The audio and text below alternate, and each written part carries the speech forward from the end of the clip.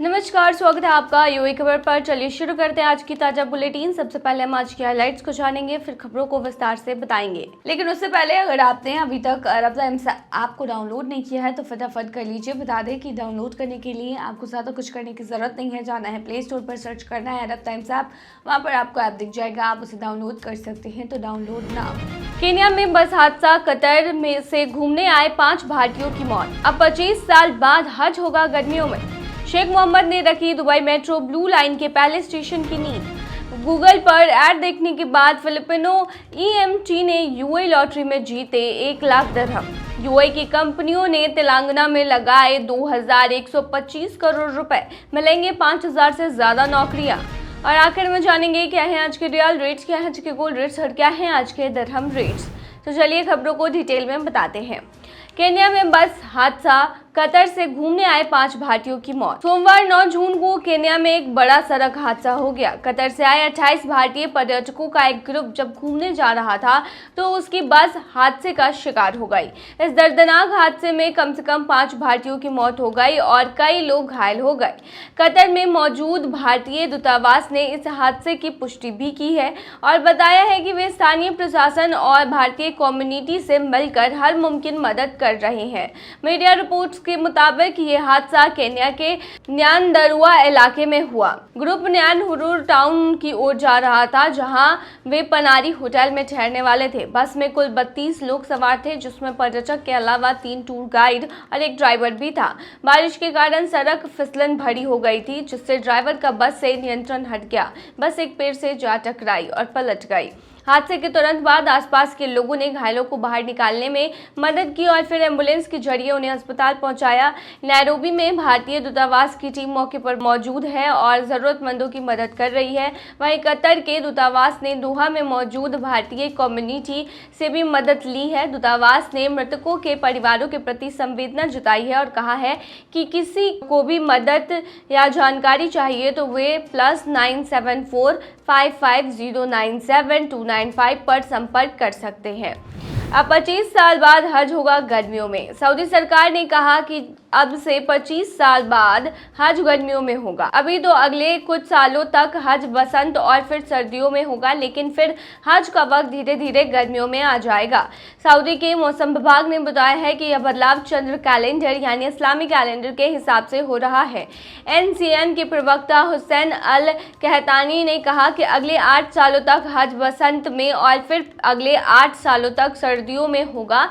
इसका फायदा ये होगा कि अगले 20 साल तक हज करने वालों को बहुत तेज गर्मी का सामना नहीं करना पड़ेगा और मौसम आरामदायक रहेगा। फिर 25 साल बाद हज का वक्त दोबारा गर्मियों में आ जाएगा। शेख मोहम्मद ने रखी दुबई मेट्रो ब्लू लाइन के पहले स्टेशन की नींव।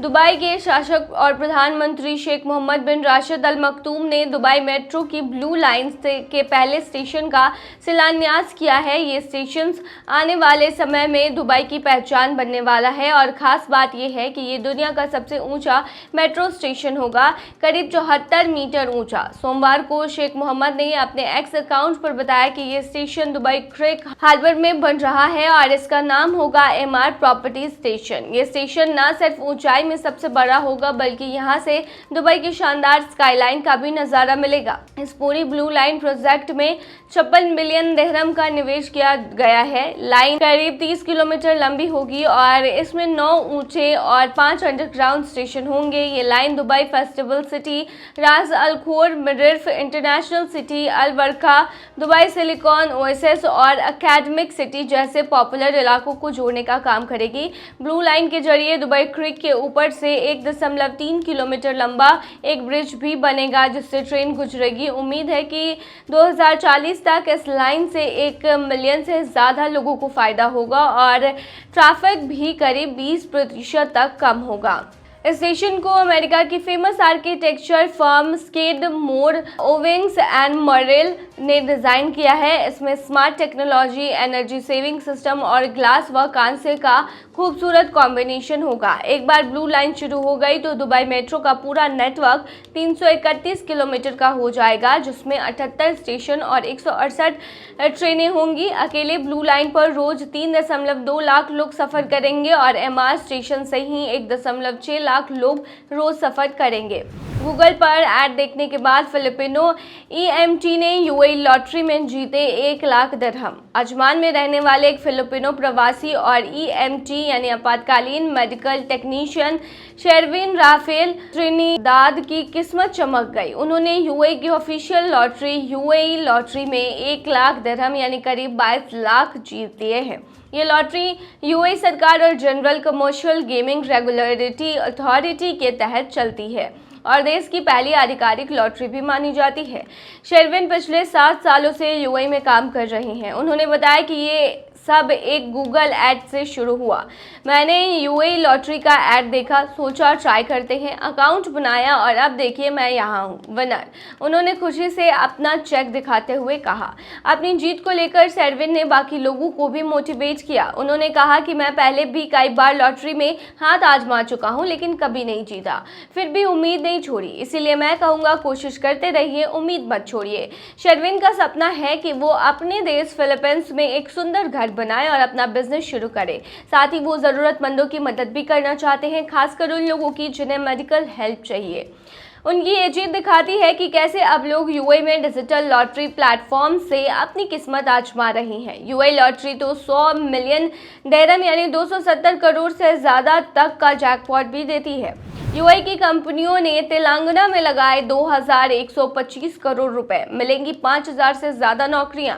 तेलंगाना में अब युवाओं के लिए रोजगार के और मौके बनने जा रहे हैं। UAE की 2 बड़ी कंपनियां शोवा ग्रुप और तारानीस कैपिटल ने राज्य में कुल 2125 करोड़ रुपए का निवेश की घोषणा की है। इससे सीधे तौर पर 5020 लोगों को नौकरी मिलेगी। यह ऐलान मंगलवार 10 जून को तेलंगाना के IT और उद्योग मंत्री श्रीधर बाबू ने DBR अम्बेडकर तेलंगाना सचिवालय में किया।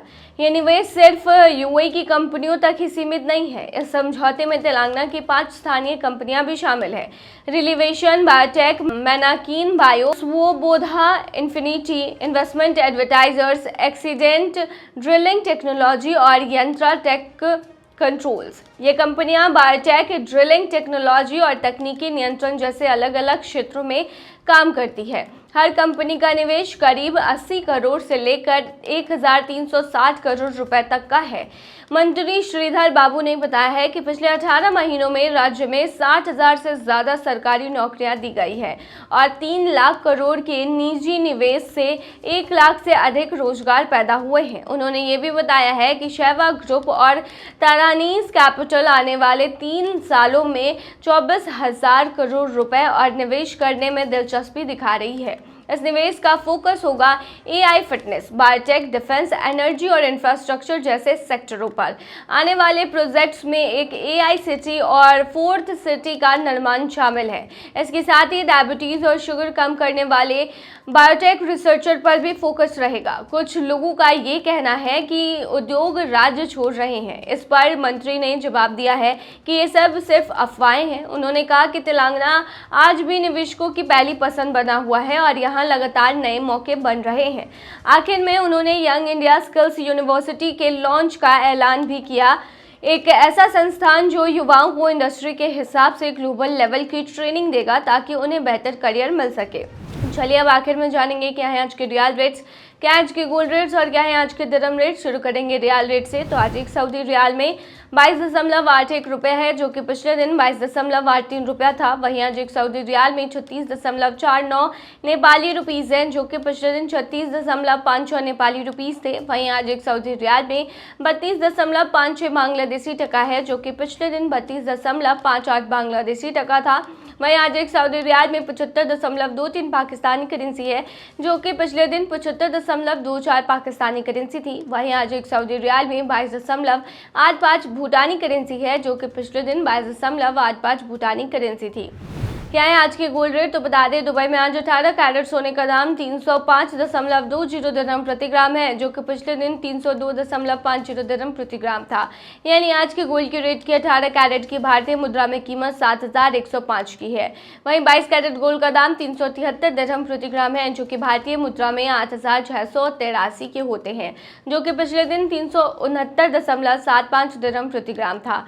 वहीं दुबई में 24 कैरेट सोने के दाम की कीमत 403 दिरहम है, जो कि पिछले दिन 399.75 दिरहम थी। वहीं आज के 24 कैरेट सोने के दाम की भारतीय मुद्रा की बात करें तो आज ये 9,382 की है। क्या है आज के दिरहम रेट, तो बता दें आज ये क्यूआई दिरहम में 23.25 रुपये है, जो कि पिछले दिन 23.31 रुपया था। वहीं आज ये क्यूआई दिरहम में 37.27 नेपाली रुपीज़ हैं, जो कि पिछले दिन 37.34 नेपाली रुपीज़ थे। वहीं आज ये क्यूआई दिरहम में 33.25 बांग्लादेशी टका है, जो कि पिछले दिन 33.27 बांग्लादेशी टका था।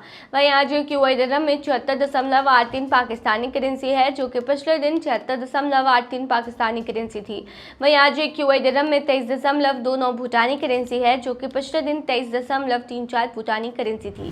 तो ये थी आज की ताज़ा बुलेटिन। ऐसे ही ताज़ा अपडेट्स के लिए बने रहिए हमारे चैनल पर।